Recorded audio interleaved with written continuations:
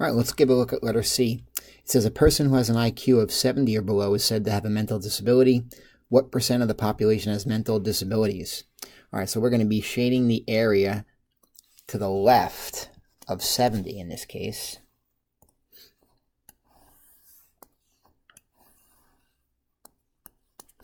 So again, the mean is 100, standard deviation is 15. Here is that x value of 70. It shades to the left for infinity, technically. But, you know, infinity there would just represent 0, obviously. All right, so this is the probability that x is less than or equal to 70. All right, so let's go ahead to jump it once again, and we'll pop that in there. Notice there's a less than or equals to button.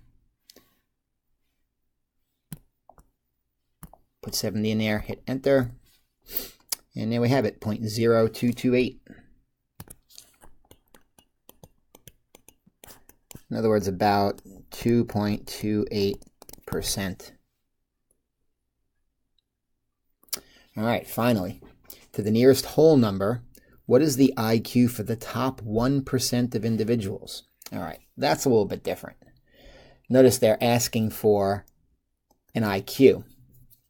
In other words, every one of these parts, part A, B, and C, gave us an IQ. Asked us for a percent or a probability of, you know, what percent or proportion of the students were doing this. Letter D is, you know, we know it's 1%, the top 1% of people. What is that IQ cutoff score? All right, so, you know, picture-wise, we're going to do the same thing here. The mean is 100, standard deviation is still 15.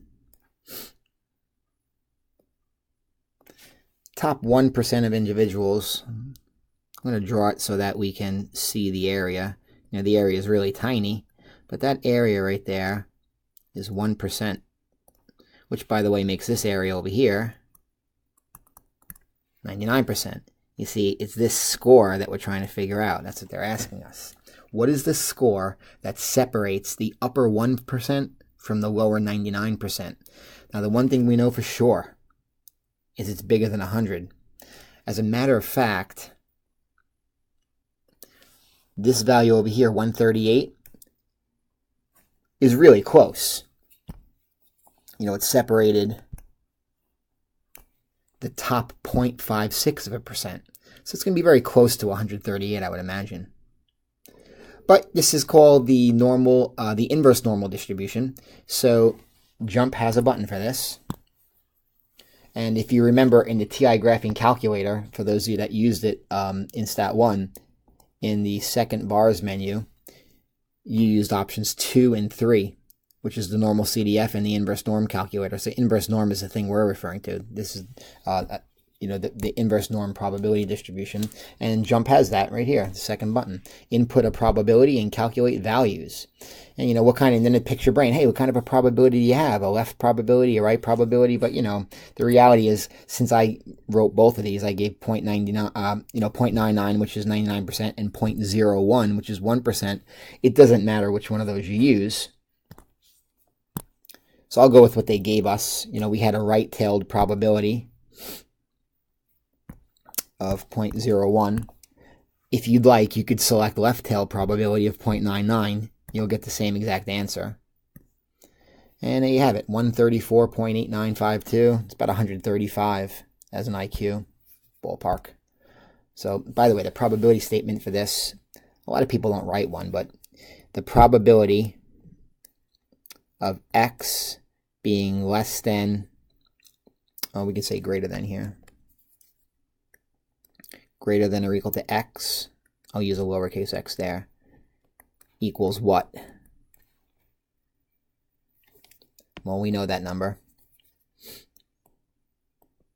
So it's saying, what is that value right there in order to make this probability equal to 0.01? And that's what we just found. So this value is approximately 134.9. Let's just call that 135 for all intents and purposes. So that IQ score is about 135.